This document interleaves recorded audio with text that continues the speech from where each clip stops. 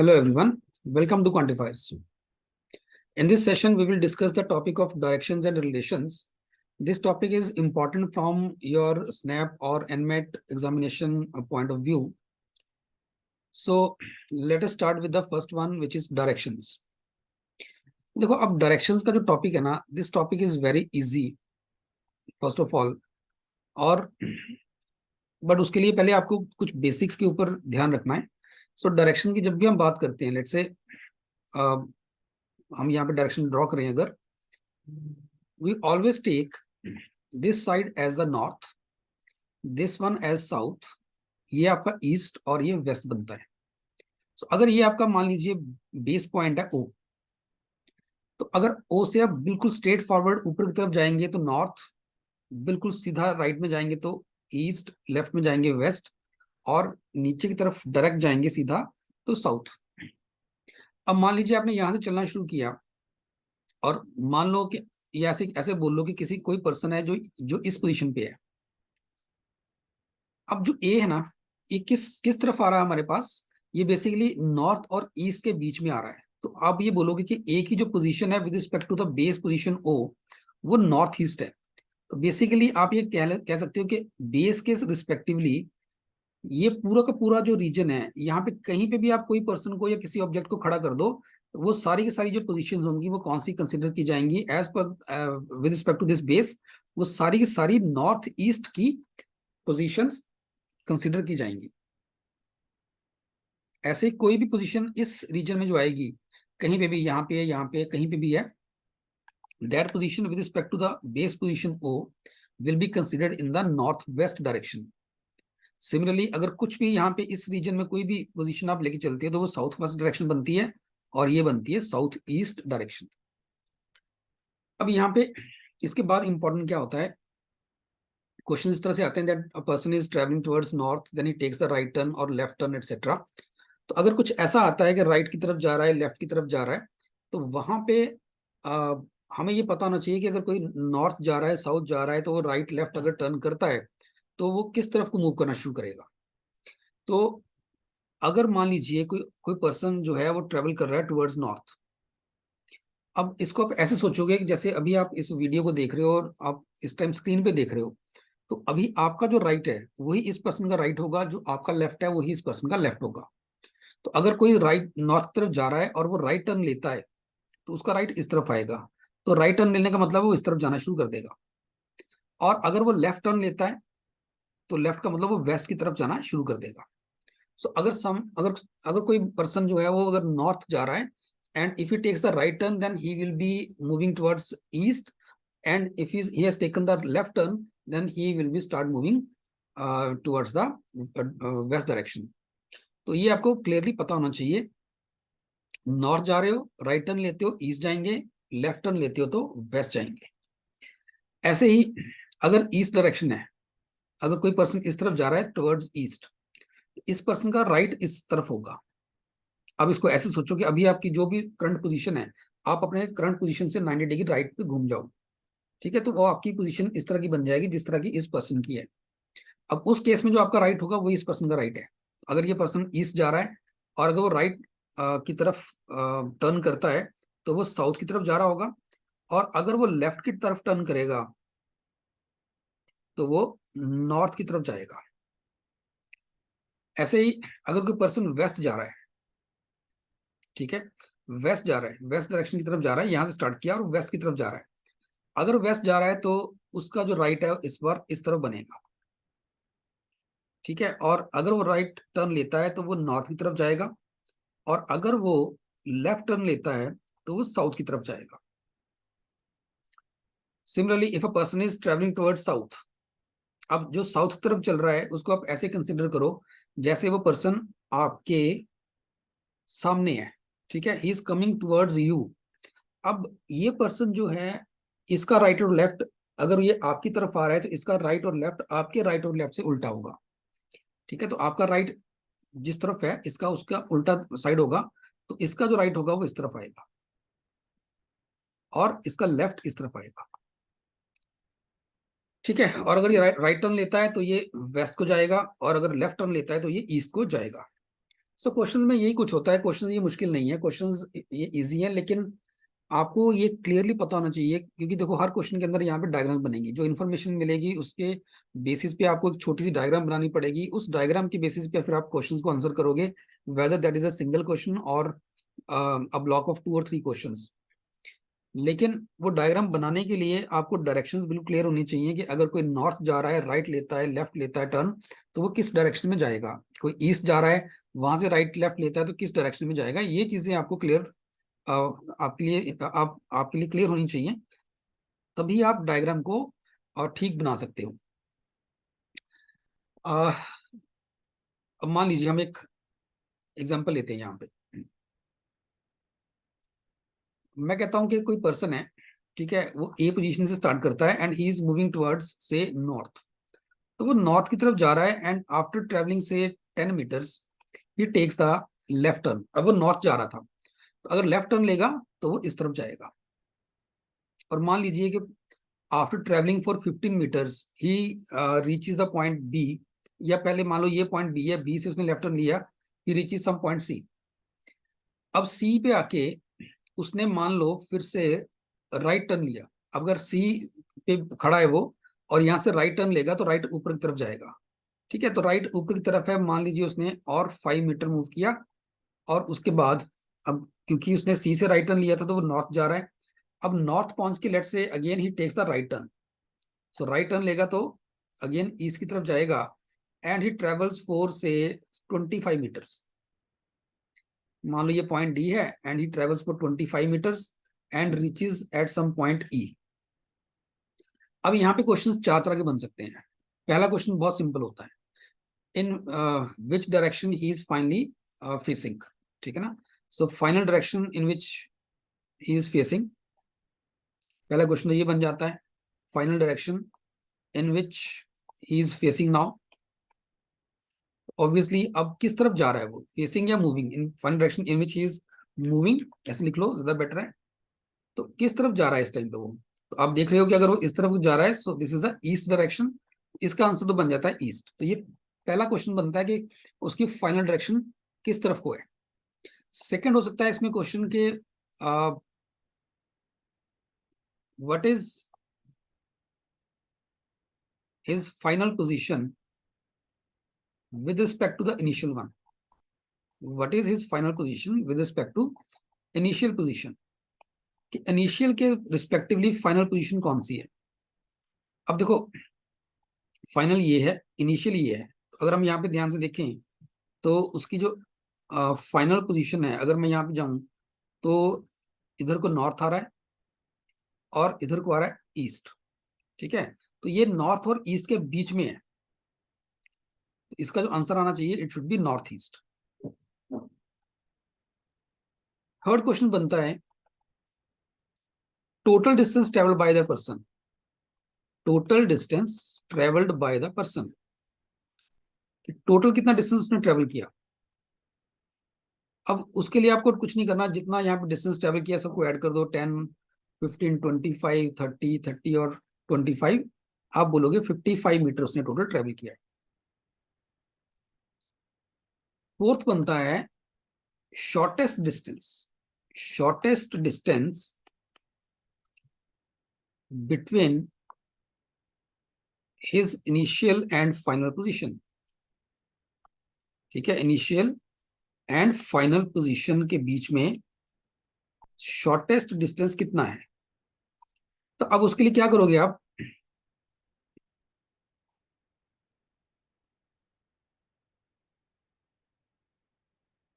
उसके लिए आपने क्या करना है, आपने इसकी इनिशियल और फाइनल पोजीशन को ज्वाइन कर देना है, ठीक है। आपको ये और यहाँ पे आपको एक राइट एंगल ट्रायंगल बनानी है।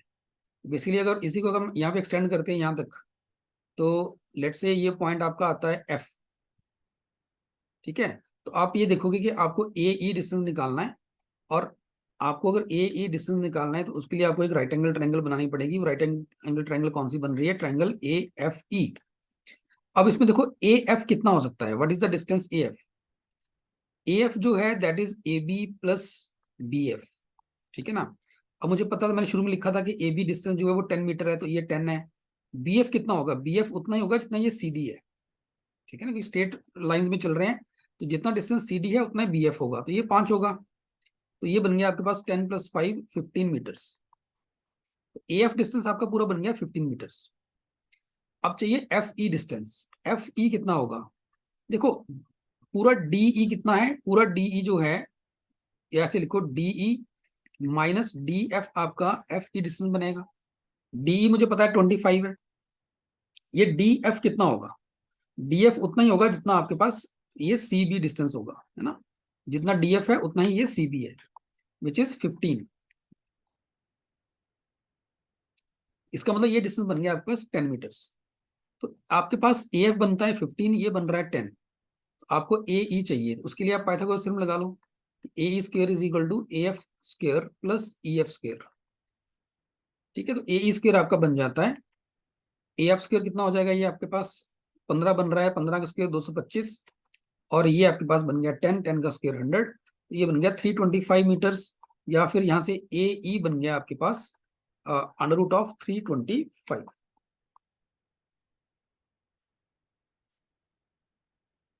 ठीक है, और ये आई थिंक 25 × 13 होता है, तो ये आप 5√13 भी बोल सकते हो अगर मैं गलत नहीं हूं तो।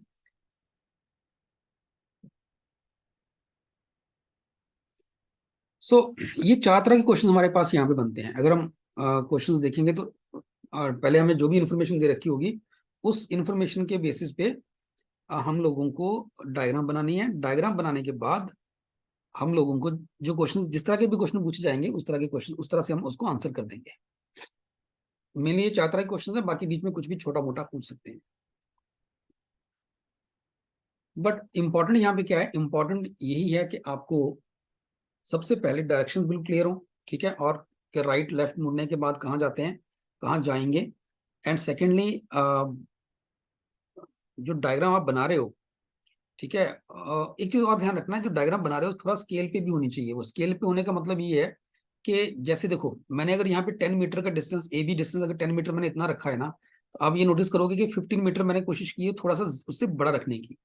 ठीक है ना, ऐसा नहीं कि 10 मीटर मैंने इतना रख लिया, ये 10 मीटर रख लिया मैंने, और 15 मीटर मैंने ये रख लिया इतना सा, जो लेंथ वाइज 10 से छोटा है।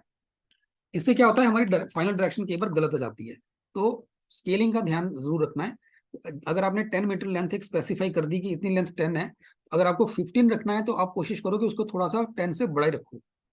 ठीक है, और आगे 5 मीटर मैंने जो था वो 10 से छोटा रखा है। ठीक है, इससे अदरवाइज अगर आप ये ध्यान नहीं देंगे तो हो सकता है जो पर्सन ईस्ट की तरफ एंड करना चाहिए उसको, वो इनिशियल पोजीशन के वेस्ट में एंड कर जाए। वो बहुत कॉमन सी मिस्टेक हो जाती है वहां पे। ठीक है, तो सबसे पहले आपको डायग्राम बनानी है। डायग्राम अगर आपने ठीक बना दी तो आपने आधा काम कर दिया। Now let's see the questions. It says Sajal walks 20 meters towards south, then turns to the right and start walking straight till he completes another 20 meters. Then again turning to the left, he walks for 10 meters. Then he turns to left again and walks for 20 meters. How far is he from his initial position?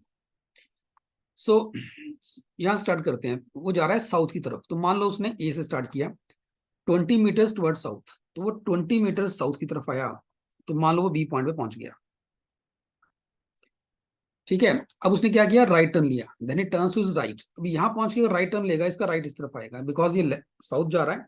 तो south वाला मैंने आपको बताया था, south का मतलब person is actually आप उसको कैसे कंसिडर करोगे कि वो पर्सन आपकी तरफ आ रहा है, he is coming towards you, उसका राइट और लेफ्ट आपके राइट और लेफ्ट से उल्टा होगा। सो 20 मीटर आने के बाद he turns to the right and starts walking straight till he completes and the 20 metre. तो राइट टर्न करने का मतलब है वेस्ट की तरफ जाएगा और 20 मीटर और कवर करेगा। मान लीजिए सी पॉइंट पे आ गया। अब यहां से उसने क्या किया, he turns to the left. अब यहां से वो लेफ्ट टर्न कर रहा है, अगर वेस्ट जा रहा है तो उसका राइट इस तरफ होगा, ठीक है, और उसका लेफ्ट इस तरफ होगा। तो उसने लेफ्ट की तरफ टर्न किया फॉर 10 मीटर्स, तो वो 10 मीटर्स और नीचे आया, अगेन वो साउथ जा रहा है। ठीक है, then he turns to the left. अब साउथ जा रहा है तो लेफ्ट उसका इस तरफ आएगा एंड वॉक्स फॉर 20 मीटर्स। अब अगेन वो 20 मीटर चल रहा है तो यहां तक आएगा। अब आपको ध्यान ये रखना कि क्योंकि आपने सीबी डिस्टेंस को 20 माना है, तो अगर ये डिस्टेंस भी 20 है तो उसकी जो ये फाइनल पोजीशन डी होगी ना, this will be directly below the point B, ये बी के बिल्कुल नीचे होगी। बिकॉज अगर सी भी 20 है और ये भी पॉइंट, ये भी डिस्टेंस अगर 20 आ रहा है, तो बी और डी अलाइंड होंगे, ठीक है, एक ही लाइन में होंगे ये, और डी बी के बिल्कुल नीचे आएगा। Now question says how far is he from the initial position? तो इनिशियल पोजीशन मतलब ए और डी में डिस्टेंस कितना है। अब देखो यहाँ पे ये जो पॉइंट है, मान लीजिए इसको आप ई बोलते हो, तो सी और ई में डिस्टेंस 10 मीटर्स का है, तो इसका मतलब डी और बी में डिस्टेंस भी 10 मीटर्स का होगा। तो ए डी का डिस्टेंस कितना हो जाएगा टोटल, यहाँ से लेके यहाँ तक 20 मीटर चल रहा है, आगे 10 मीटर चल रहा है, तो टोटल बन गया 30 metres. So answer 2 will be the right answer.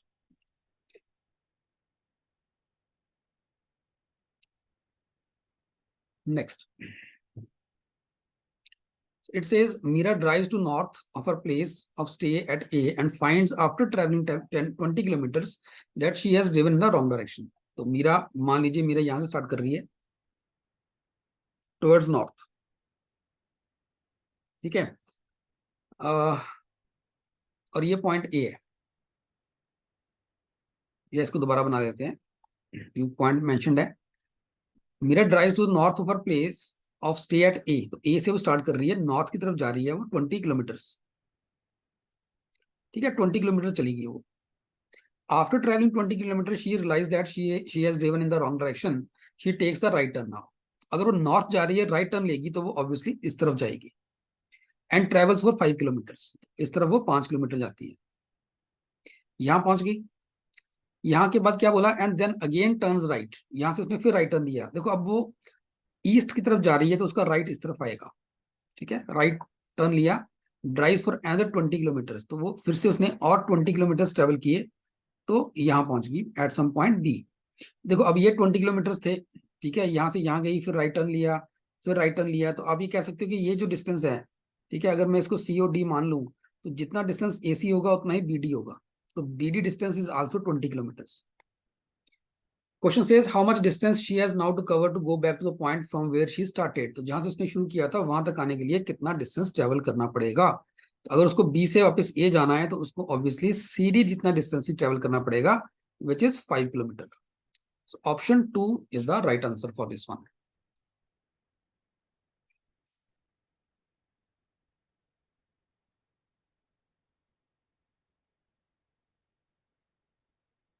Next it says Rohit walks east for 15 kilometers and then right turns right and walks for 10 kilometers. तो रोहित क्या कर रहा है, पहले मान लीजिए ए पॉइंट से वो चल रहा है, he is travelling towards east for 15 kilometres, तो यहाँ से वो ईस्ट की तरफ जा रहा है for 15 kilometres, then turns right. अब यहाँ पे इस पॉइंट से उसने राइट टर्न लिया, लेट्स से ये पॉइंट बी है, यहाँ से उसने राइट टर्न लिया, राइट मतलब वो साउथ की तरफ जाएगा, एंड वॉक्स फॉर 10 किलोमीटर्स, तो 10 किलोमीटर वो नीचे आया, सी पॉइंट पे आ गया, एंड देन टर्न्स लेफ्ट। अब वो साउथ जा रहा है, तो अगर वो लेफ्ट टर्न करेगा, ठीक है, आप ध्यान ये रखना कि उसका जो लेफ्ट होगा वो आपसे उल्टा होगा, ठीक है, उसका जो लेफ्ट होगा, आपका लेफ्ट इस तरफ चल रहा है, उसका लेफ्ट इस तरफ आएगा, and turns left and walks for 20 kilometre. अब अगेन वो 20 किलोमीटर और चल रहा है यहाँ पे, अगेन ही टर्न्स लेफ्ट। अब वो यहां से अगेन लेफ्ट टर्न लेगा, तो मतलब ऊपर की तरफ आएगा फॉर 2 किलोमीटर, तो यहाँ रुक गया वहां पे। What is the shortest distance between his initial and the final position, तो ये उसकी फाइनल पोजीशन है, मान लीजिए ये ई है, so E is the final position. तो हमें क्या निकालना है, हमें निकालना है ये ए ई डिस्टेंस कितना आएगा, ठीक है, हमें ये डिस्टेंस निकालना है कि ये डिस्टेंस कितना आएगा।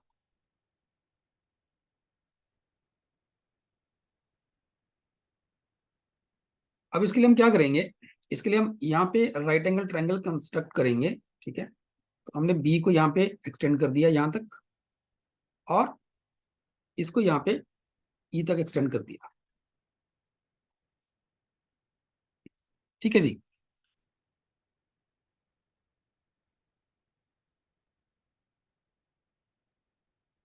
मान लीजिए ये पॉइंट एफ है, अब ये जो एफ पॉइंट होगा,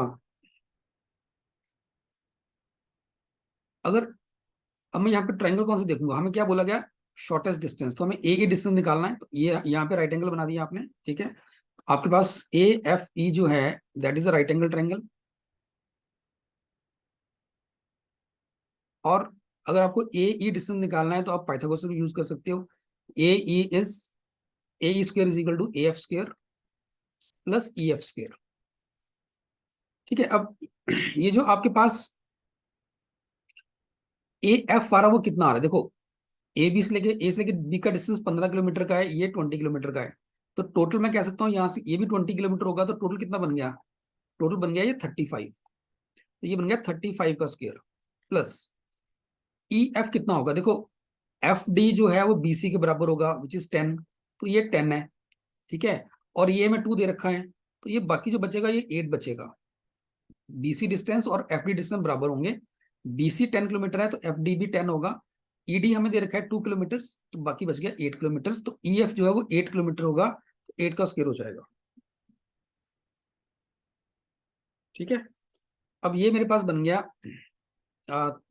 1225 प्लस 64, ठीक है, और ये बन जाएगा 1289, तो ए स्क्वायर मेरे पास बन गया 1289, तो ए कितना हो जाएगा इसका अंडर रूट ऑफ 1289 इतने किलोमीटर्स, ठीक है। जितना भी बाकी ऑप्शन में दे रखा होगा वो उसके अकॉर्डिंग आप आंसर मार्क कर दोगे, but for the time being आप ये बोलोगे कि answer is 1289 kilometres, under root of 1289 kilometres, ठीक है। तो ये इनके बीच का शॉर्टेस्ट डिस्टेंस रहेगा।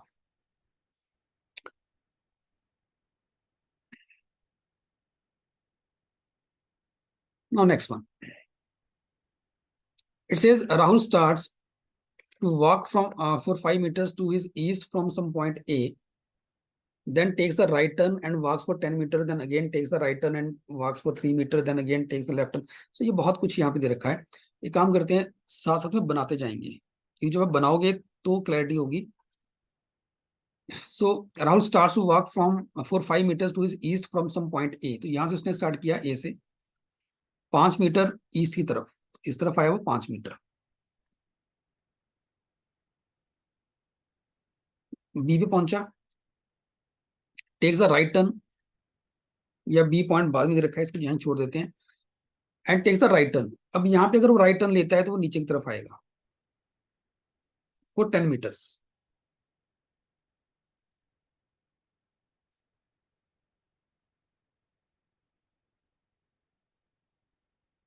And takes the right turn. अब यहां से अगर राइट टर्न लेता है तो वो आपके उल्टे राइट होएगा, यहाँ पे तो वो इस तरफ आएगा, and takes the right turn and walks for 3 metres, तो वो 3 मीटर जाएगा इस तरफ को। Again takes the left turn, यहां से फिर से वो लेफ्ट टर्न लेता है, अब इस तरफ जा रहा है, लेफ्ट टर्न लेगा तो वो नीचे की तरफ आएगा, and walks for 7 metres to reach the point B, तो यहाँ से नीचे की तरफ आएगा 7 मीटर्स, तो वो बी पॉइंट पे पहुंच गया, यहाँ की बी पॉइंट पहुंच गया 7 मीटर्स पे। Manish starts walking for 7 meters to his south from point C, then takes the left turn and walks for 4 meters to reach point B। अब ध्यान रखना मनीष कहाँ से स्टार्ट कर रहा है, मनीष कहीं किसी पॉइंट से स्टार्ट कर रहा है सी पॉइंट से, और 7 मीटर साउथ पे जाने के बाद वो लेफ्ट टर्न लेके 4 मीटर फिर वो बी तक पहुंचता है, ठीक है। अब यहाँ पे एक चीज इसका मतलब ये है कि जो सी पॉइंट है, बेसिकली एक चीज नोटिस यहाँ पे करने वाली ये है कि मनीष जो है सी से स्टार्ट करके साउथ की तरफ जाता है 7 मीटर्स, और फिर 4 मीटर लेफ्ट टर्न करके बी पहुंच रहा है, तो वो बेसिकली अगर हम साउथ की तरफ जा रहे होंगे तो लेफ्ट हमारा इस तरफ होगा, तो वो इस तरफ आके फिर बी पे पहुंच रहा है, तो उसकी जो पोजीशन होगी कुछ इस तरह से होगी उसकी, कि यहाँ तक आया वो, ठीक है, और यहाँ से उसने लेफ्ट टर्न लिया और बी पे आ गया, ये 4 है, ठीक है, और ये 7 है, ये थोड़ा सा इसको यहाँ लेके आते हैं, ये 7 और ये 4 है, तो ये सी हो गया, ठीक है। मान लो ये को पॉइंट बीच में आ गया डी, या डी बाद में दे रखा है, इसको छोड़ दो, भी डी क्वेश्चन में दे रखा है, ठीक है। अब देखो ये 7 था तो ये भी 7 है, अब हुआ क्या, मनीष ने यहां से स्टार्ट किया 7 मीटर साउथ में गया, फिर उसका उसने क्या किया, then he take the left turn, तो उसने इस तरफ को गया वो, एंड 4 मीटर जाने के बाद वो बी पे पहुंच गया। ठीक है, तो पोजीशन कुछ ऐसे है। अब यहाँ पे देखो, अगर मैं इनको ज्वाइन करता हूँ ऐसे, तो कहने से कि ये जो डिस्टेंस होगा ये वाला, ये भी 4 होगा। अगर मान लीजिए मैं यहाँ से एक परपेंडिकुलर ड्रॉप कर दूं ऐसे, अगर ये 5 है, ये 3, तो यहाँ से लेके, पहली बात यहाँ से लेके यहाँ तक सारा सारा 5 होगा, जिसमें से अगर ये 3 है तो ये बाकी 2 बचेगा, ये 2 है, और क्योंकि ये पूरा का पूरा जो था ये 4 मीटर बन रहा है, तो अगर ये 2 है तो ये बाकी ये भी 2 होगा। ठीक है, अब देखते हैं आगे जरूरत किसकी पड़ती है। Now question says if point D is 2 meter to the west of B, then what is the distance between A and D? अब B जो है, D जो है वो B के वेस्ट में है 2 मीटर्स, तो D is west of B, तो B के वेस्ट में यहाँ कहीं है वो D। ठीक है, अब ध्यान रखना क्योंकि अब ये आपने यहाँ पे परपेंडिकुलर ड्रॉप किया हुआ A से यहाँ पे। ठीक है, और तभी आप ये कह सकते हो कि ये आपका टोटल 5 मीटर बनता है, जिसमें से ये 3 है तो ये 2 होगा।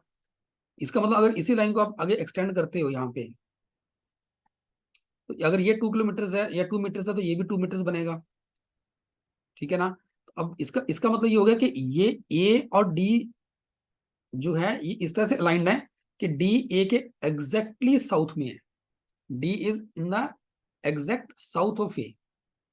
तो हमें यही पूछा गया है कि ए डी का डिस्टेंस कितना है। अब क्योंकि ये डिस्टेंस 10 था तो ये भी 10 होगा, 10 ये हो जाएगा, और क्योंकि अब ये डिस्टेंस यहाँ से लेके यहाँ तक का या फिर यहाँ से लेके यहाँ तक का डिस्टेंस अगर 7 है तो ये भी 7 हो जाएगा। तो 10 + 7, 10 मीटर ये हो गया यहाँ तक, और 7 मीटर हो गया यहाँ से लेके यहाँ तक, तो total 10 + 7, answer will be 17 metres. तो अगर पॉइंट डी जो है वो बी के वेस्ट में है 2 metres, then distance between A and D would be 17 metres.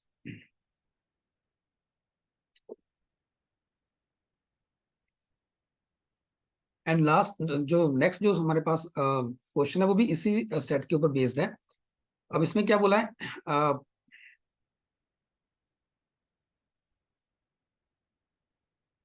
हाँ जी, ये क्वेश्चन कह रहा है कि if point E is 17 meter to the north of point B, point E is 17 meter to the north of point B, B के north में 7 metres, मतलब ये जो पॉइंट है ये पॉइंट आपका ई है, this point is E.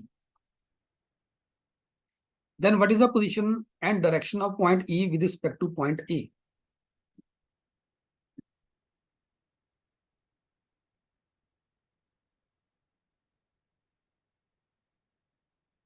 17 meter, not 7 meter, my mistake. E is not 7 meters, it is 17 meters. Point E is 17 meters to the north of point B. तो 17 का मतलब हो गया कि 7 यहाँ पे हो गया, 10 यहाँ पे हो गया ना, तो आप इसको अगर एक्सटेंड करोगे पीछे की तरफ तो ये पॉइंट आपका E बनेगा। ठीक है, 10 मीटर ये हो गया, 7 17 मीटर बन गया। अब देखो टोटल यहाँ से लेके यहाँ तक का डिस्टेंस 5 का था। ठीक है, ये डिस्टेंस मुझे पता है 2 मीटर है, तो ये भी 2 मीटर होगा यहाँ तक। तो what is the position of E with respect to A? E की पोजीशन क्या है?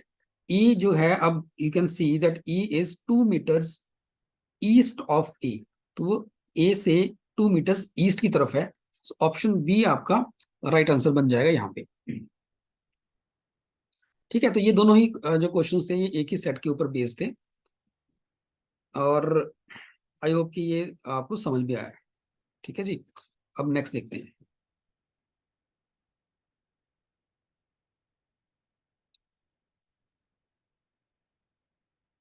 It says Manoj starts running from point A and runs 15 kilometers towards south. A से स्टार्ट कर रहा है वो 15 किलोमीटर टुवर्ड्स साउथ। ठीक है, 15 किलोमीटर साउथ की तरफ आ गया वो। ही टेक्स द लेफ्ट टर्न, अब वो लेफ्ट टर्न लेगा तो लेफ्ट आपका उल्टा चलेगा तो वो इस तरफ जाएगा, एंड रन्स फॉर 20 किलोमीटर्स।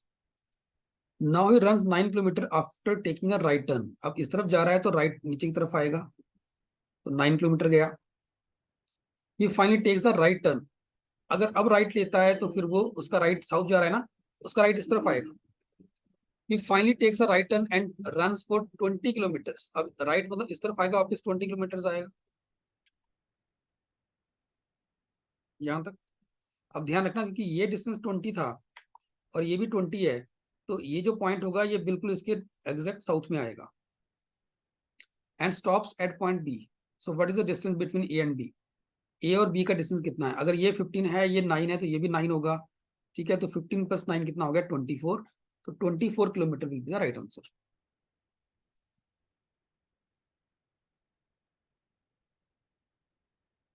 ठीक है, तो डायग्राम्स बनाना यहाँ पे बहुत इंपॉर्टेंट है। अगर आपने डायग्राम्स ठीक बना दी ना, तो फिर क्वेश्चंस गलत नहीं होते हैं। ठीक है, ये ध्यान रखना है बस आपको। Now again question says a person is standing at some point P, he starts walking towards the west and walks for 6 meters. तो पॉइंट पी पे कोई पर्सन खड़ा है, वो वेस्ट की तरफ चलना शुरू करता है फॉर 6 मीटर्स।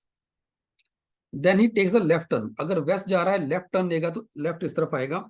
लेफ्ट टर्न लेता है फॉर 4 मीटर्स। तो लेफ्ट टर्न लिया और वो 4 मीटर नीचे आया। And reaches the point Q, वो क्यू पे पहुंच गया। ठीक है, after that he takes a right turn. अब वो साउथ जा रहा है, तो राइट टर्न मतलब वो इस तरफ आएगा, राइट उसका इस तरफ जाएगा। He takes the right turn and walks for 5 metres. तो 5 मीटर जाएगा इस तरफ। Then he takes a left turn. अब 5 मीटर जाने के बाद वो वेस्ट जा रहा है, लेफ्ट उसका इस तरफ आ जाएगा। Takes the left turn and walks for 3 metres. तो लेफ्ट का मतलब वो अब इस तरफ जाएगा for 3 meters. And reaches the point R, वो आर पे पहुंच गया। Point S is 9 meter east of point R. ठीक है, तो पॉइंट एस जो है वो आर के 9 मीटर ईस्ट में है। अब ध्यान ये रखना कि जो एस होगा ना, that will not be in the exact south of P. क्योंकि देखो, अगर मैं यहाँ पे एक परपेंडिकुलर ड्रॉप करूं, लेट से, ठीक है, और इसको देखूं अगर यहाँ तक, तो ये अगर ये 6 था तो ये भी 6 होगा। 6 + 5 11 हो गया। जबकि उसने क्या बोला यहाँ पे कि एस जो है it is 9 meters east of R. तो आर और एस का डिस्टेंस 9 का चलेगा। इसका मतलब यहाँ पे कुछ डिस्टेंस यहाँ से लेके यहाँ तक का बच जाएगा। ठीक है, point we is 3 meters to the north of point T and point T is 7 meters to the south of point P। देखो अब यहाँ पे एक चीज नोटिस करना, यहाँ पे उसने 4 मीटर का डिस्टेंस ट्रेवल किया था, तो ये 4 मीटर था। ठीक है, 4 मीटर ये हो गया और 3 ये हो गए। अब पॉइंट वी कहाँ पे है? Point V is 3 meter to the north of point T. Point T is 7 meter to the south of point P. अब पी के साउथ में 7 मीटर कहाँ आएंगे? 4 मीटर तो ये हो गया, बिकॉज ये 4 मीटर था। 3 मीटर ये है, तो 3 मीटर ये हो गया। तो मतलब एस के इमीडिएटली जो ईस्ट की तरफ पॉइंट दिख रहा है ना आपको, ये पॉइंट पॉइंट टी होगा। और पॉइंट वी जो है it is 3 meter to the north of point T. तो 3 मीटर मतलब ये जो पॉइंट है, this point is the point V. ठीक है, अब क्वेश्चन देखते हैं। फर्स्ट कह रहा है how far is the point Q with respect to point V. तो क्यू जो है वी के रिस्पेक्टिवली कितना दूर है? ठीक है, तो हमें दिख रहा है कि अगर ये 6 मीटर है तो ये भी 6 मीटर है। So answer C will be the right answer.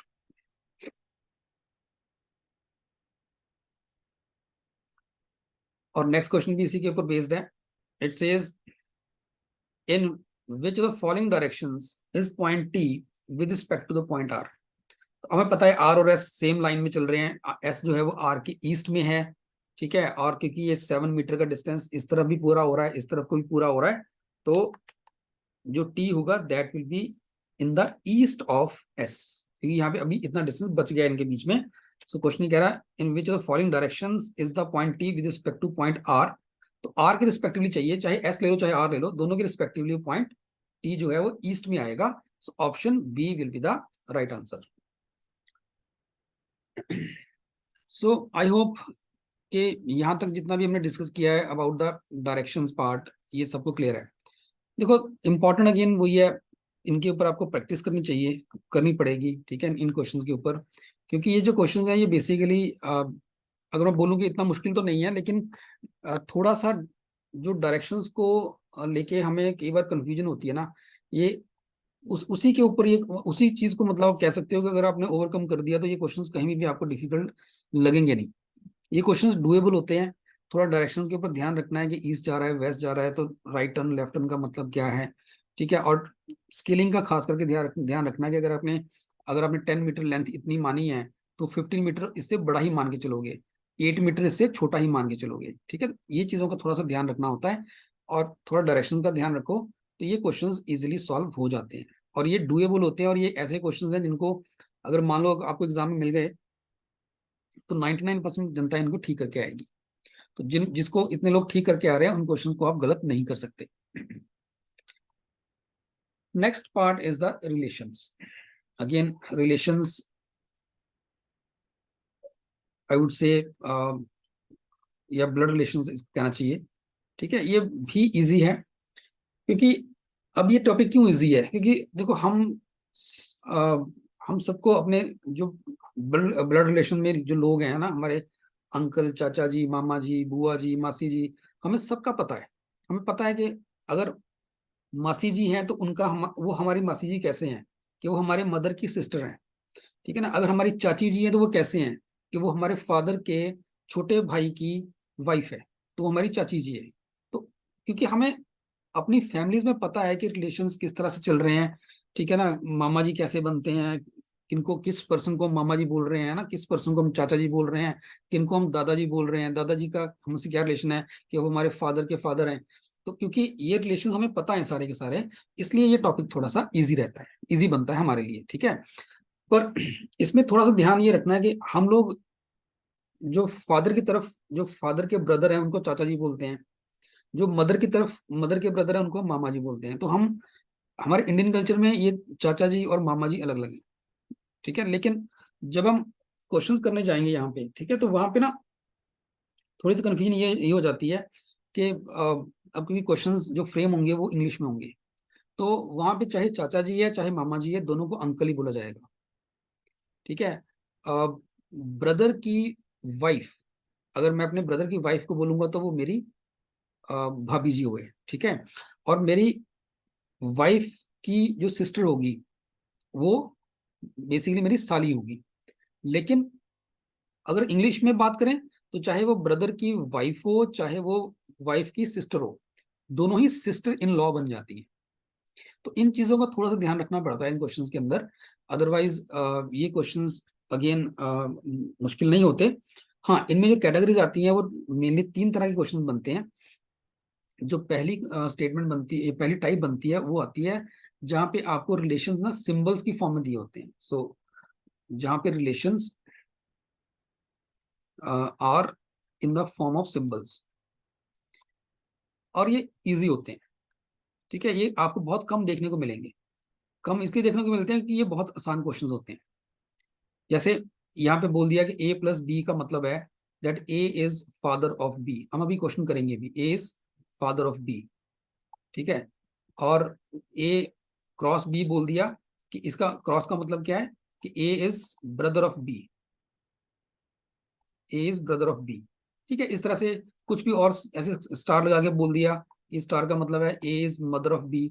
अब इसके बाद आपको जो रिलेशन दिए होंगे ना, वो भी इन्हीं सिंबल्स की फॉर्म में दिए होंगे। जैसे मान लो आपको बोल दिया कि एच प्लस आई क्रॉस जे है, तो बताइए एच और जे में क्या रिलेशन है। तो आप क्या बोलोगे, प्लस का मतलब क्या है, प्लस का मतलब है कि father, so A is father of B, तो इसका मतलब हो गया H is the father of I, ठीक है। क्रॉस का क्या मतलब है, brother, A is the brother of B, तो I cross J, I is the brother of जे।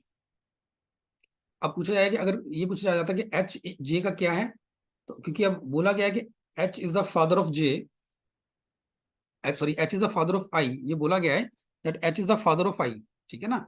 तो ऑब्वियसली फादर है तो मेल होगा, और आई क्रॉस जे मतलब आई इज द ब्रदर ऑफ जे, तो आई भी मेल होगा। जे का नहीं पता कि जे मेल है या फीमेल है। और अगर ये पूछा जाता है कि what is the relation of H with J, H का जे से क्या रिलेशन है, तो वो फादर होगा। लेकिन जे का एच से क्या रिलेशन है, वो नहीं पता, क्योंकि हमें ये नहीं पता कि जे मेल है या फीमेल है। हमें फाइनल जो पर्सन जे है, इसके बारे में नहीं बताया गया कि वो मेल है या फीमेल है। तो एच तो जे का फादर होगा, लेकिन जे एच का क्या होगा वो हम नहीं कह सकते। वो सन भी हो सकता है, वो डॉटर भी हो सकती है। ठीक है, तो इस तरह से हमें सिंबल्स की फॉर्म में रिलेशन दिए होते हैं, और हमें उनको सिंबल्स को डिकोड करके फिर फैमिली ट्री बनाना होता है। जो सेकंड टाइप आती है उसमें आती है कॉम्प्लेक्स स्टेटमेंट्स बेस्ड रिलेशन। तो अब इसका सिंपल सा मतलब ये है कि देखो, आपको मैं बड़ी सिंपल सी एग्जांपल बता रहा हूँ। कॉम्प्लेक्स स्टेटमेंट्स में आपको एक स्टेटमेंट दे रखी होगी जो थोड़ी सी कंफ्यूजिंग होगी। जैसे मान लो मैं कहता हूं कि मुझे किसी पर्सन को एड्रेस करना है, मान लो मेरा भाई मेरे साथ खड़ा है। तो अगर मैं थर्ड पर्सन को बोलूं, मान लो ए और बी ये दोनों सिबलिंग्स हैं। ए मान लो दोनों आपस में भाई हैं। ए बी का भाई है, बी ए का भाई है। अगर ए ने बी को सी को इंट्रोड्यूस करवाना हो, ठीक है, ए अब अपने भाई बी को सी को इंट्रोड्यूस करवा रहा है, तो वो कैसे बोल सकता है? वो सीधा सी को बोल सकता है ना कि बी जो है मेरा ब्रदर है। बड़ी सीधी सी बात है, और सी को भी समझ आ जाएगा कि हाँ ये उसका ब्रदर है, कहानी खत्म। लेकिन कॉम्प्लेक्स स्टेटमेंट में क्या बोलेगा? वो सीधा नहीं बोलेगा कि बी इज माई ब्रदर, नहीं, वो बोलेगा B is the son of the husband of my mother. ना, B is the son of, किसका सन है? Son of husband of my mother, कि मेरी मदर के हस्बैंड का बेटा है। तो बात तो वही होगी, है तो ब्रदर है, लेकिन वो उसने डायरेक्टली नहीं बोला, उसने उसको थोड़ा सा कॉम्प्लेक्स करके बोल दिया। ठीक है, तो ऐसे केसेस के अंदर भी हमें देखो, क्वेश्चन तो ये भी मुश्किल नहीं होते। इस केस में अब क्या करना बेस्ट क्या होता है इस केस में? इस केस ऐसे क्वेश्चन जब आते हैं जहाँ कॉम्प्लेक्स स्टेटमेंट बेस्ड क्वेश्चन आ रहे हैं, जब वो कह रहा है कि B is the son of the husband of my mother, तो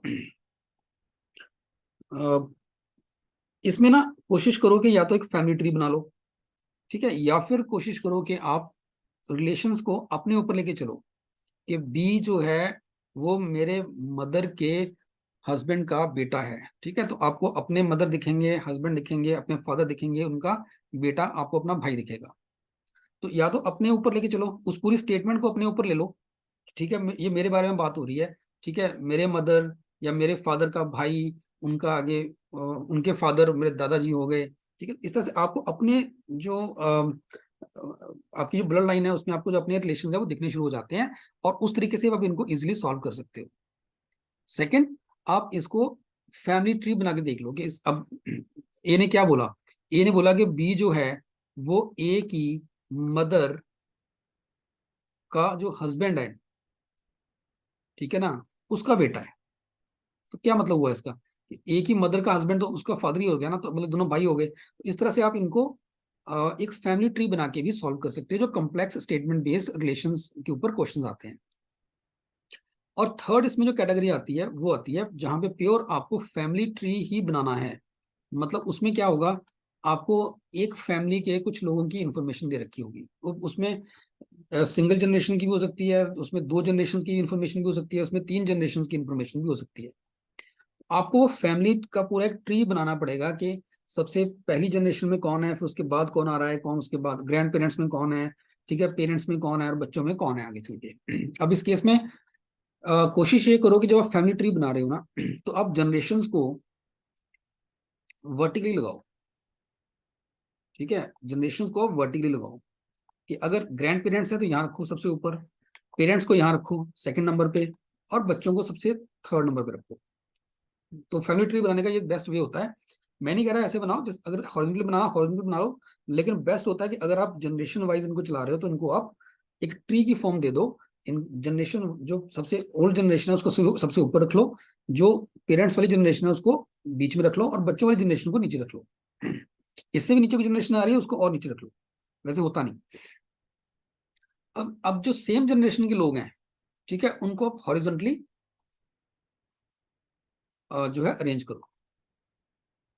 सेम जनरेशन में क्या हो सकते हैं? हस्बैंड वाइफ हो सकते हैं, ठीक है, या सिबलिंग्स हो सकते हैं, राइट। हस्बैंड वाइफ हो सकते हैं, सिबलिंग्स हो सकते हैं। और उसमें भी अब ये भी क्या, अगर सेम जनरेशन में भी आपको आप कर रहे हो, तो वहां पे भी कोशिश करो, जैसे मैं कहता हूँ A and B, A is let's say brother of B, ठीक है, A is brother of B, और बी इज, मैं कहता हूँ हस्बैंड ऑफ सी। ऑब्वियसली बात है कि ये तीनों लोग सेम जनरेशन के हैं, A is the brother of B, B is the husband of C, ये तीनों सेम जनरेशन के लोग हैं।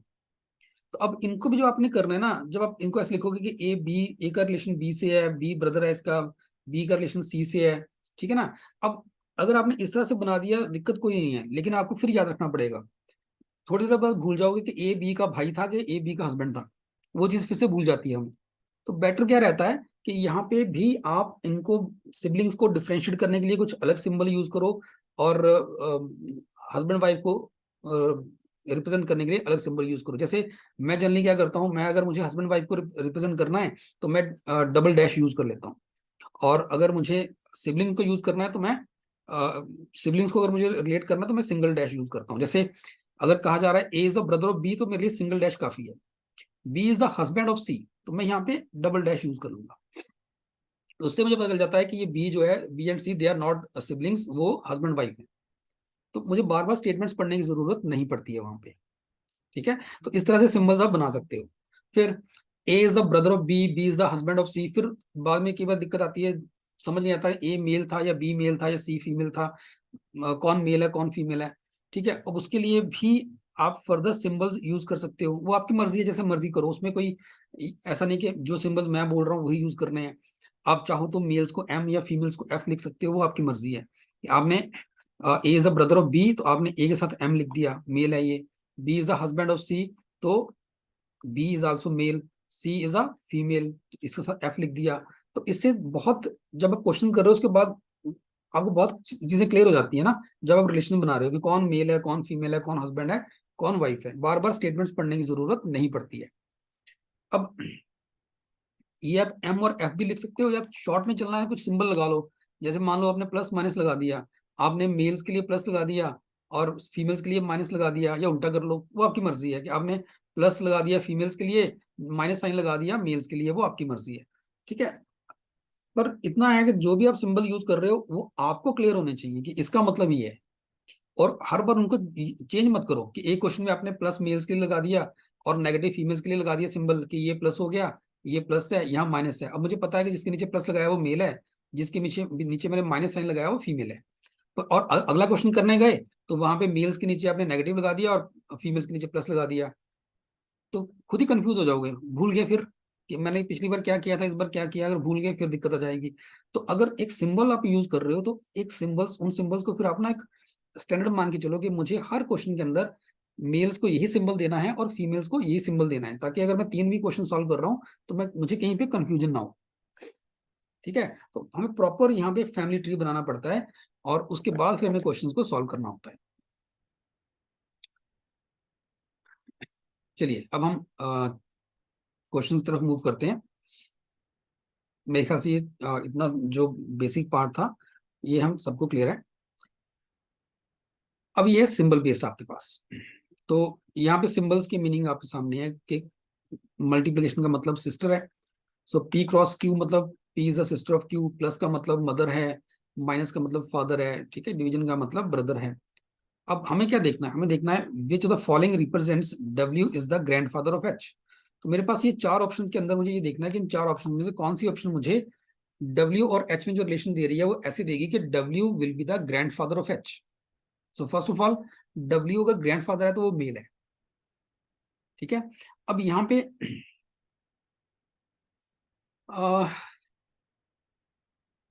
ये साइन प्लस का आ रहा है, तो जब आप डब्ल्यू प्लस टी करोगे, डब्ल्यू प्लस टी करोगे तो इसका मतलब क्या हो गया, डब्ल्यू एस प्लस का मतलब क्या था, पी प्लस क्यू, मतलब P is the mother of Q.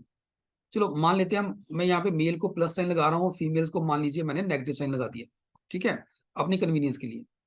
तो यहाँ बन गया प्लस का मतलब है मदर, यहाँ बन गया W is mother of T. तो अगर ये मदर है तो ये ग्रैंडफादर तो किसी हाल में हो ही नहीं सकता, तो आगे चेक करने की जरूरत ही नहीं है, ये ऑप्शन डायरेक्टली गलत हो गया। सिमिलरली सी ऑप्शन भी गलत है आपका, बिकॉज यहाँ पे क्रॉस आ गया, क्रॉस का मतलब क्या था, सिस्टर। तो डब्ल्यू क्रॉस टी का मतलब क्या हो जाएगा कि डब्ल्यू जो है वो टी की सिस्टर है, तो वो फीमेल हो जाएगी, तो वो ग्रैंडफादर फिर नहीं हो सकता। तो फर्स्ट और थर्ड ऑप्शन तो आपका स्टेट में रिजेक्ट हो रहा है। अब सेकंड पे आते हैं। डब्ल्यू डिवीजन का मतलब क्या है? ब्रदर। इसका मतलब डब्ल्यू जो है इज ब्रदर ऑफ टी। मैं मेल को प्लस लिख रहा हूँ, फीमेल्स को मैं नेगेटिव लिख रहा हूँ माइनस साइन के साथ। तो डब्ल्यू डिवीजन का मतलब है W is the brother of T. तो डब्ल्यू मेल हो गया। माइनस का मतलब क्या है? फादर। ठीक है ना। माइनस का मतलब पी माइनस क्यू, यहाँ पे जो माइनस साइन है ये वाला, पी माइनस क्यू का मतलब है P is the father of Q. तो टी माइनस एच का मतलब है T is the father of H. T H का फादर है। तो यहां से ये समझ आ रहा है मुझे कि डब्ल्यू जो है उसके भाई का बेटा एच है। तो डब्ल्यू जो होगा वो अंकल हो जाएगा एच का। हमें चाहिए था ग्रैंडफादर, तो ऑप्शन बी भी नहीं बनेगा। सो बच गया option D, that is the right answer. Check कर लेते हैं एक बार इसको अगेन। माइनस का मतलब क्या है? Father. So W is the father of T. W is the father of T. ठीक है, तो ये मेल है। प्लस का मतलब क्या था? Mother. T is the mother of H. T is the mother of H. तो टी फीमेल है। एच का नहीं पता कि एच कौन है। एच मेल भी हो सकता है, एच फीमेल भी हो सकती है। पर इतना पता है कि एच जो है वो डब्ल्यू की बेटी का बच्चा है। डब्ल्यू की बेटी का बच्चा है, इसलिए डब्ल्यू जो होगा that will be, he will B grandfather of H. So option D जो आपका आंसर बन रहा है यहाँ पे। ठीक है, अब यहाँ पे एक चीज मैं और ऐड करना चाहूंगा। बहुत बार आपको ना जब क्वेश्चंस आप कर रहे हो सॉल्व, तो क्वेश्चंस के अंदर ना आपको can not be determined option का थोड़ा सा ध्यान रखना पड़ेगा। कैन नॉट बी डिटरमिन्ड, अगर can not be determined option आ रही है, ठीक है, तो उसमें थोड़ा सा ध्यान रखना है। होता क्या है, हमारे पास मान लीजिए इंडियन नेम्स हैं, एक राहुल आ गया नाम, एक नाम आ गया लेट्स से कोमल आ गया नाम। ठीक है, अब हमें पता है कि इंडियंस जो हैं राहुल बेटे का नाम रखते हैं और कोमल जनरली लड़की का नाम होता है। लेकिन अगर ऑप्शंस में कैन नॉट बी डिटरमिन्ड आ रहा है, ऑप्शन में अगर, और ये जो मैं बता रहा हूँ ये तभी तभी आपको सोचना है जब अगर ऑप्शन में कैन नॉट बी डिटरमिन्ड है तो, अदरवाइज नहीं। अगर आप क्वेश्चन सॉल्व कर रहे हो और आपको राहुल का जेंडर समझ नहीं आ रहा और ऑप्शन में कैन नॉट बी डिटरमिन्ड आ रहा है, ठीक है, और राहुल के बारे में ही बात हो रही है, तो आप ये नहीं मान के चलोगे कि राहुल बाय डिफॉल्ट मेल है, कि उसके पेरेंट्स मेल था इसलिए उसके पेरेंट्स ने नाम उसका राहुल रखा है। ठीक है, अगर ऑप्शंस में कैन नॉट बी डिटरमिन्ड एक ऑप्शन आ रही है और किसी पर्सन का नाम लेट से राहुल है और उसी के ऊपर आंसर बन रहा है कि, और आपको ये समझ नहीं आ रहा है कि राहुल मेल है या फीमेल है, ठीक है, तो आप उसको बाय डिफॉल्ट मेल मान के नहीं चलोगे क्योंकि मेल्स का नाम राहुल होता है। ठीक है, अगर सीबीडी दे दिया ना एग्जामिनर ने, तो उस केस में हो सकता है किसी लड़की का नाम राहुल हो, आप उसको चैलेंज नहीं कर सकते। किसी के पेरेंट्स का दिल किया और उन्होंने अपनी बेटी का नाम राहुल रख दिया, ठीक है, हम उसको चैलेंज थोड़ा ना कर सकते हैं। तो उस केस में Rahul may be a girl, ठीक है, वो फीमेल भी हो सकती है। लेकिन अगर option can not be determined नहीं है, ये भी साथ में मैं ऐड करूंगा, अगर option can not be determined नहीं है, उस केस में फिर हम मान के चलेंगे कि ठीक है, अगर राहुल है तो लड़का ही होगा और कोमल है तो वो लड़की ही होगी। ठीक है, तो अगर can not be determined option है, उस केस में कोशिश करो कि सिर्फ नाम देख के आप पर्सन का जेंडर डिसाइड ना करो कि वो मेल है या फीमेल है। लेकिन ये सिर्फ कैन नॉट बी डिटरमिन्ड वाले क्वेश्चंस पे ही एप्लीकेबल है, ये ध्यान रखना।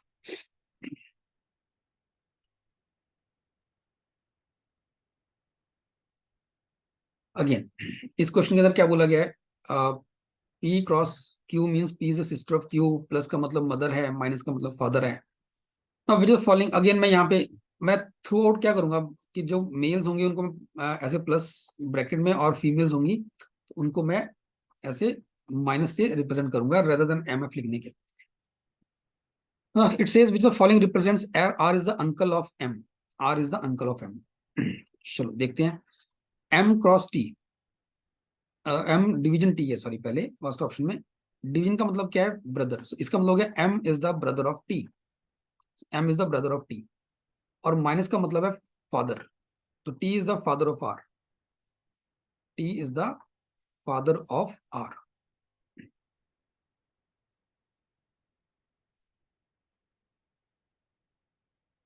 हमें क्या चाहिए था? हमें चाहिए था R is the uncle of M. यहाँ तो उल्टा हो रहा है, यहाँ पे एम जो है वो आर का अंकल बन रहा है, हमें आर अंकल चाहिए था एम का, वो नहीं बन रहा। ठीक है, तो फर्स्ट गलत हो गया। इसका मतलब अगर हम आर और एम को इंटरचेंज कर दें तो बात बन जाएगी, और वो सेकंड ऑप्शन में हो भी रहा है ना। अगर सेकंड ऑप्शन पकड़ेंगे तो डिवीजन का मतलब है ब्रदर, तो R is the brother of T, R brother है टी का, और माइनस मतलब फादर, तो T is the father of M, तो T is the father of M हो गया। तो इसका मतलब आर जो है उसके ब्रदर का बेटा एम, उसके ब्रदर का बच्चा एम है, तो आर जो है वो एम का अंकल है।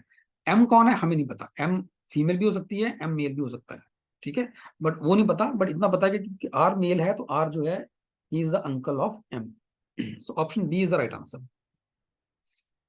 इस तरह के क्वेश्चन बनते हैं जहां पे आपके पास सिंबल्स होंगे, आपके पास सिंबल्स की फॉर्म में आपको जब रिलेशन दे रखे हैं, और ये मुश्किल नहीं होते, ठीक है, सिंबल्स हैं, आप सिंबल्स के साथ फैमिली ट्री बड़ी इजीली बना सकते हो, और क्वेश्चंस को करना इनमें मुश्किल नहीं होता, इसीलिए ये क्वेश्चन बहुत कम देखने को मिलते हैं, क्योंकि ये सबसे, अगर तीनों कैटेगरी जो मैंने पहले शुरू में बताई है आपको, कॉम्प्लेक्स स्टेटमेंट बेस्ड, ये सिंबल बेस्ड और फैमिली ट्री, अगर तीनों तीनों कैटेगरीज में सबसे इजी रखूं मैं, तो ये वाले क्वेश्चन हैं। शायद इसलिए क्वेश्चंस पेपर में बहुत कम देखने को मिलते हैं, बट ये कैटेगरी है जो आपको पता होनी चाहिए। नेक्स्ट, यहाँ पे कह रहा है pointing towards a photograph, a person tales his friend she is the granddaughter of the Elder brother of my father. Now ये कॉम्प्लेक्स स्टेटमेंट बना दी ना उसने। ऑप्शन देखो, ऑप्शन में नीस भी आ रही है, सिस्टर भी आ रही है, आंट भी आ रही है, सिस्टर इन लॉ भी आ रही है, तो वो सीधे सीधे बोल सकता था ना कि मेरी ये नीस है, या मेरी सिस्टर है, या मेरी आंट है, कुछ भी बोल सकता था, उसने सीधा नहीं बोला, ठीक है, उसने स्टेटमेंट को घुमा के बोला। तो ये कॉम्प्लेक्स स्टेटमेंट बेस्ड क्वेश्चंस हैं, या तो इनको अपने ऊपर लेके चलोगे, जो पर्सन है वो आप खुद हो, या जिसके बारे में बात कर रहे हैं वो आप हो, ठीक है ना, जैसे मर्जी लेके चलो, या फिर यहाँ पे भी छोटा सा फैमिली ट्री बना लो। उसने क्या बोला, she is the granddaughter of किसकी, elder brother of my father, तो वो जो पर्सन है वो किसकी बात कर रहा है, Elder brother of my father, अपने फादर की बात कर रहा है। तो इस पर्सन का जो फादर है, इस पर्सन के जो फादर हैं, फादर के एल्डर ब्रदर, जो फादर के एल्डर ब्रदर हैं, उनकी वो ग्रैंड डॉटर है। तो जिस लड़की की बात कर रहा है, that girl is the granddaughter of elder brother of this man's father. ये पर्सन मैंने किसको लिखा है, जो पॉइंट कर रहा है फोटोग्राफ की तरफ, जो पर्सन ये बोल रहा है कि इसके फादर के एल्डर ब्रदर की ग्रैंड डॉटर, मतलब बीच में एक रिलेशन और आएगा, ठीक है, वो ये गर्ल है। तो एल्डर ब्रदर जो ये वाले हैं, इनका आगे यहाँ पे बच्चा सन भी हो सकता है, या डॉटर भी हो सकती है, उसकी फर्दर ये डॉटर जो है उसकी बात हो रही है। Now question says how is that girl in the photograph is related to this man, ये लड़की का इस पर्सन से क्या रिलेशन है, ठीक है, तो ऑब्वियसली अगर आप देखोगे तो ये जहाँ पे जो भी ये पर्सन बन रहा है ना, ये सन या डॉटर जो भी है, क्योंकि ये आपस में दोनों ब्रदर्स हैं, ठीक है, तो ये दोनों आपस में क्या होंगे, कजन होंगे, चाहे सन यहाँ पे चाहे मेल हो चाहे फीमेल हो, ये आपस में कजन होंगे। तो कजन की बेटी जो होगी वो नीस होगी, ठीक है ना, कजन की जो बेटी होगी वो इस पर्सन की नीस लगेगी। So option one will be the right answer. Now let's see the next one.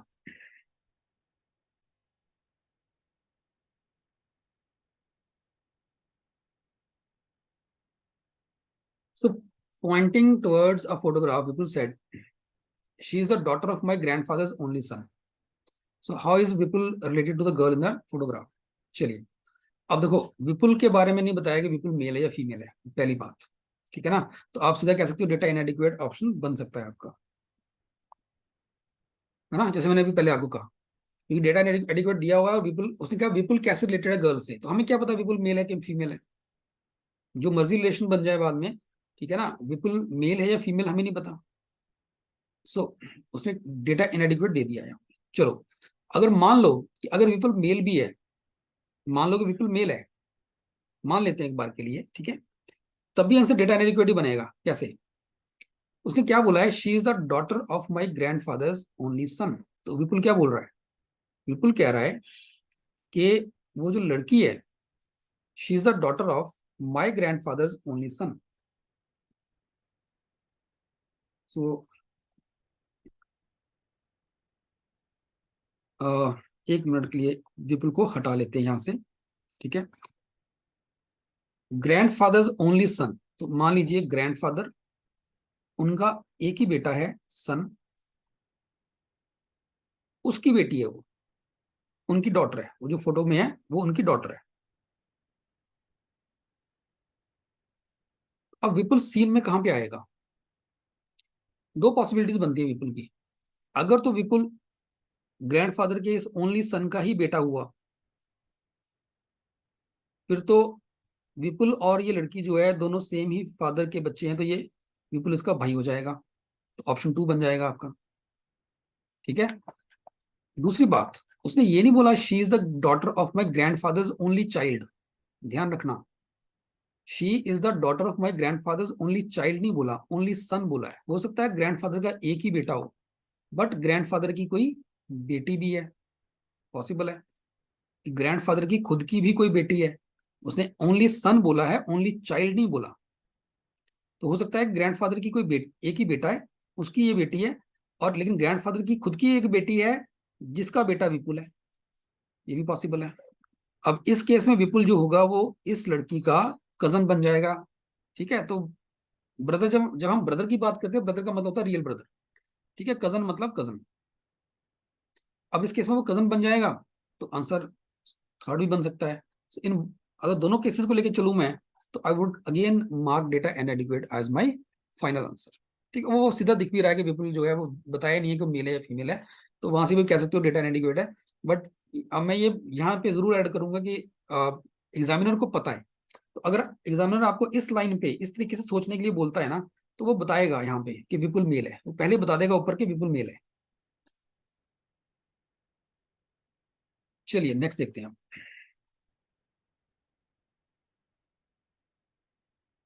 Now it says, pointing to a man on the stage, Rita said, he is the brother of the daughter of the wife of my husband. How is the man on stage is related to Rita? चलो, बड़ी अजीब सी statement दे रखी है उसने, brother of the daughter of, Rita ने क्या बोला, ही is the brother of daughter of wife of my husband, ये रीता बोल रही है। वाइफ ऑफ माई हस्बैंड कौन हो गया? अगर रीता बोल रही है दैट वाइफ, रीता खुद बोल रही है वाइफ ऑफ माई हस्बैंड, सो रीता कह रही है वाइफ ऑफ माई हस्बैंड, ठीक है ना। तो वो वाइफ कौन है? वो वाइफ रीता खुद होगी, वो वाइफ रीता खुद हो गई, ठीक है। और मैन क्या हुआ? मैन जो है वो उस वाइफ के की डॉटर का बेटा है, is the brother of daughter of that wife, वो वाइफ तो खुद रीता हो गई ना, तो उस वाइफ रीता के की जो डॉटर है उसका वो भाई है, मतलब वो रीता का क्या हो गया? बेटा हो जाएगा। और क्वेश्चन ये कह रहा है how is the man the stage related to Rita, तो वो रीता का बेटा है, ठीक है। ब्रदर ऑफ द, किसका ब्रदर है वो? डॉटर का, किसकी डॉटर का? वाइफ ऑफ माई हस्बैंड, तो वाइफ ऑफ माई हस्बैंड तो रीता खुद ही होगी ना, उसकी बेटी का भाई, तो वो रीता का बेटा ही बनेगा, ठीक है। तो ये कॉम्प्लेक्स स्टेटमेंट्स हैं, और ये डायग्राम बनाने की जरूरत नहीं है। अगर आप इसको थोड़ा सा इंफॉर्मेशन को अपने ऊपर लेके चलो, अपने अपने ऊपर सोच के देखो कि अगर हमारे साथ ये सिचुएशन आती है तो कौन कौन हमारे सामने आएगा, ठीक है। अपने ऊपर रिलेशन लेके देखो।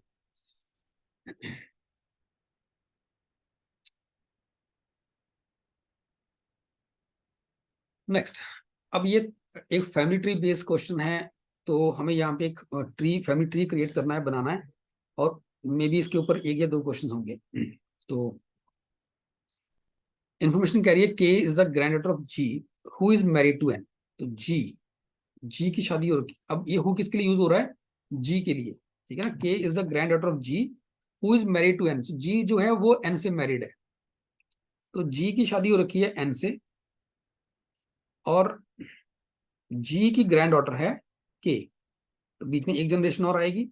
मैरिड यहाँ पे क्योंकि मैरिज हो रखी है तो मैं इसको डबल डैश से रिप्रेजेंट करूंगा, और बीच में एक जनरेशन आएगी, उसको छोड़ के यहाँ पे एन आ गया, यहाँ पे के आ गया, के is the grand daughter. Again मैं यहाँ पे जो मेल्स होंगे उनको लेट्स से प्लस के साथ डिनोट कर दूंगा, और जो फीमेल्स होंगी उनको मैं यहाँ पे माइनस से डिनोट कर दूंगा, जस्ट अपनी अंडरस्टैंडिंग के लिए, ठीक है। Next, B is the brother in law of G. अब ध्यान रखना यहाँ पे ना, मुझे अभी तक ये नहीं पता कि जी और एन में मेल या फीमेल कौन है, ये ध्यान रखना। K is the granddaughter of G who is married to N, but मुझे ये नहीं पता कि जी और एन में मेल कौन है और फीमेल कौन है, ये अभी तक नहीं पता हमें, इतना ध्यान रखना। जी इज मैरिड टू एन का मतलब ये नहीं कि जी मेल है, जी फीमेल भी हो सकती है, बाद में देखते हैं इसको। B is the brother in law of G, अगर बी जी का ब्रदर इन लॉ है तो वो ऑब्वियसली एन का सिबलिंग होगा, चाहे वो एन मेल है या फीमेल है, जैसे मर्जी है, ठीक है। वो इसका एन का सिबलिंग होगा। B is the brother in law, तो ये मेल है। So B is the brother in law of G, G का ब्रदर इन लॉ है तो एन का ब्रदर होगा। अब अगेन हु किसके लिए यूज हुआ है ये, B is the brother in law of G who has two daughters, तो जी हैज टू डॉटर्स, तो जी की दो डॉटर्स हैं, तो एक डॉटर तो जी की यहाँ आ जाएगी और एक डॉटर यहाँ आ जाएगी, ठीक है। Who has two daughters but no son, तो जी की दो ही डॉटर्स हैं, बेटा उसका कोई नहीं है। C is cousin of E and brother of K, तो सी और के ये दोनों सिबलिंग्स हैं, ठीक है। सी और K, C is the cousin of E, brother of K, तो के का ब्रदर है सी, और ये कजन है ई का। अब देखो, जो भी पर्सन यहाँ, जो डॉटर यहाँ पे है ना, उसके बच्चे के और सी हैं, तो क्योंकि जी के दो डॉटर्स हैं, बेटा कोई नहीं है, तो जी की सेकंड डॉटर यहाँ आएगी, उस सेकंड डॉटर का बच्चा होगा ई, ठीक है ना, उस सेकंड डॉटर का बच्चा होगा E. C is the cousin of E, तो C male, C cousin of E and brother of K, brother है तो इसलिए प्लस लगा दिया मैंने। Next, F and L are sons in law of N, obviously जो बच्चे जी के हैं वो एन के भी हैं, तो F and L are son in laws of N, तो इनमें से एक ग्रुप, ये बच्चों का ग्रुप, और ये बच्चा जो है ये एक एफ का होगा और एक एल का होगा, ठीक है। L has two daughters and one son, L has two daughters and one son, ठीक है। F has one son and one daughter, one son and one daughter मतलब ये बच्चे एफ के हो जाएंगे, ठीक है। और एफ सन इन लॉ है तो एफ प्लस यहाँ आ जाएगा, इसकी वाइफ यहाँ आएगी, जो भी होगी, ठीक है। H and I are daughters of O, अब H and I they are daughters of O, और एल की दो डॉटर्स हैं, इसका मतलब जो एल होगा, ये सेकंड सन इन लॉ, उसकी वाइफ ये रहेगी, ठीक है।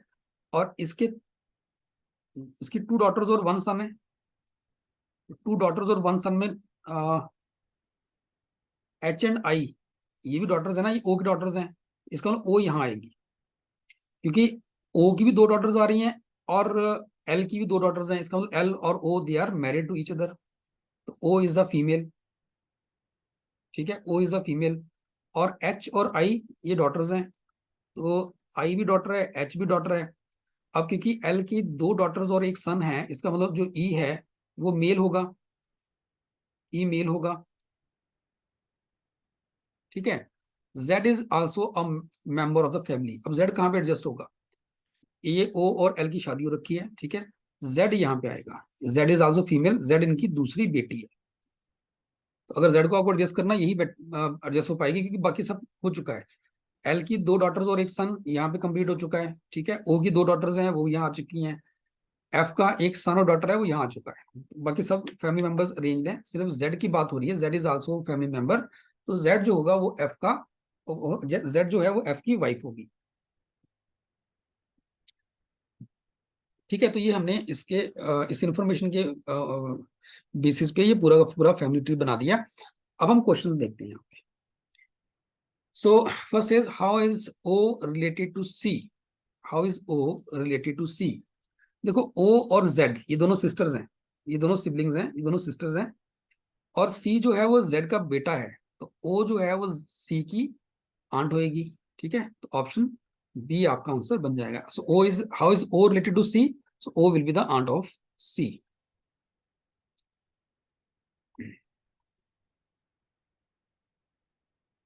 Next is how is H related to N? How is H related to N? देखो Z और O दोनों ही G और N के बच्चे हैं, ठीक है ना. G और N के बच्चे हैं, और Z और O G और N के बच्चे हैं, और जो ये H है ये O की बेटी है. अगर H O की बेटी है तो H जो है वो N की ग्रैंड डॉटर होगी. सो क्वेश्चन कह रहा है how is H related to N? H is granddaughter of N. So option A यहाँ पे आपका आंसर बन जाएगा.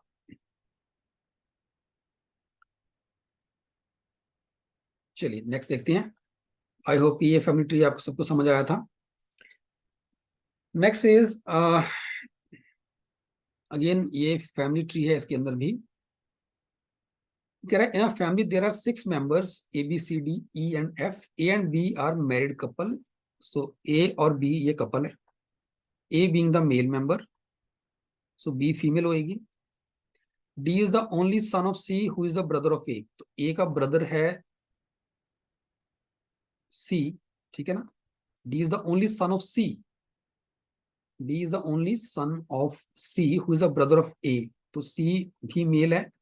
D is the only son, ठीक है जी. E is the sister of D. E जो है वो डी की सिस्टर है, तो ई भी सी की बेटी है. B is the daughter in law of F whose husband died. B is the daughter in law of F whose husband has died. इसका एफ खुद फीमेल है, ठीक है. तो ये हमने, उसने पहले बोला कि 6 मेंबर है फैमिली के अंदर, A B C D E F. तो हमने सबको अरेंज कर दिया, A B C D E F सबको अरेंज कर दिया. Question is asking about how many male members are there in the family. तो हम क्लियरली देख सकते हैं ए सी और D they are the male members, B E F are the females. So male members कितने हैं? There are 3 male members. Option 3 आपका answer बन जाएगा. नेक्स्ट इट सेज अगेन, इसी ट्री के फैमिली ट्री के ऊपर बेस क्वेश्चन है ये वाला भी. सारी कहानी वही है. It says how is E related to C. E C के साथ कैसे रिलेटेड है? तो ई सी की बेटी है, ठीक है. तो डॉटर आंसर आ जाएगा इसका. तो फैमिली ट्री में ये काम अच्छा होता है कि अगर आपने, ये जब फैमिली ट्री आता है जनरली तो वहां पे 1-2 क्वेश्चन साथ में आते हैं. अगर आपने एक बार फैमिली ट्री बना दिया, तो अगर उसके साथ आपको 2 या 3 क्वेश्चन दे दिए गए तो काम आसान हो जाता है हमारे पास. वो बेसिकली एक से टाइम बचता है हमारा, क्योंकि एक बार आपने अगर फैमिली ट्री ठीक बना दिया तो सारे क्वेश्चंस उसी फैमिली ट्री के ऊपर बेस्ड होंगे, तो आप फटाफट से उनको मार्क कर सकते हो. Next it says Mohan is the son of Arun's father's sister.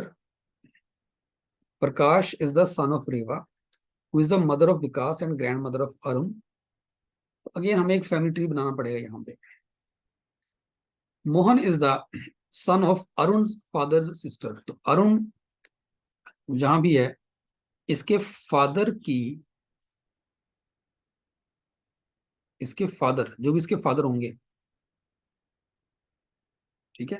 चलो इस प्लेस को भी मैं वेकेंट रखता हूं. जो भी इसके फादर होंगे उनकी सिस्टर, सिस्टर कौन है पता नहीं, सिस्टर का बेटा है मोहन.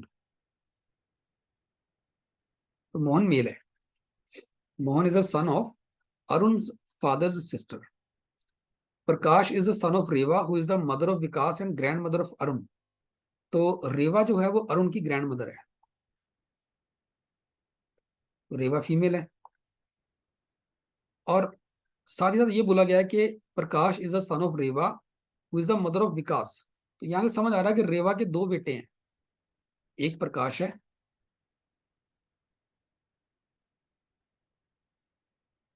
ठीक है, एक प्रकाश है. ये तो मेल है ही है, ठीक है. विकास है.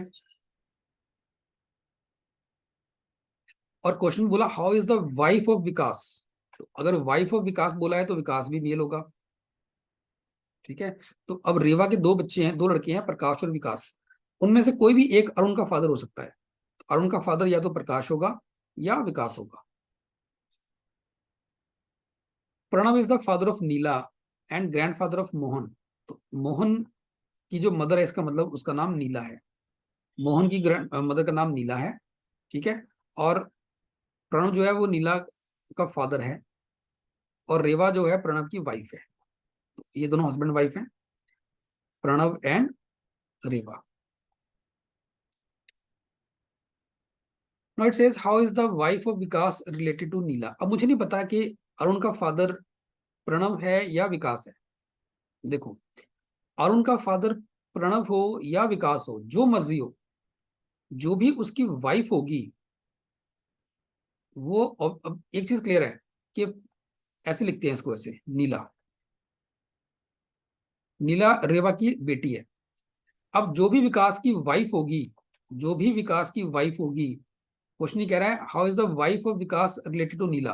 तो वाइफ, जो विकास की जो वाइफ होगी, वो नीला की ऑब्वियसली सिस्टर इन लॉ ही होगी, ठीक है। So option 2 will be the right answer for this one.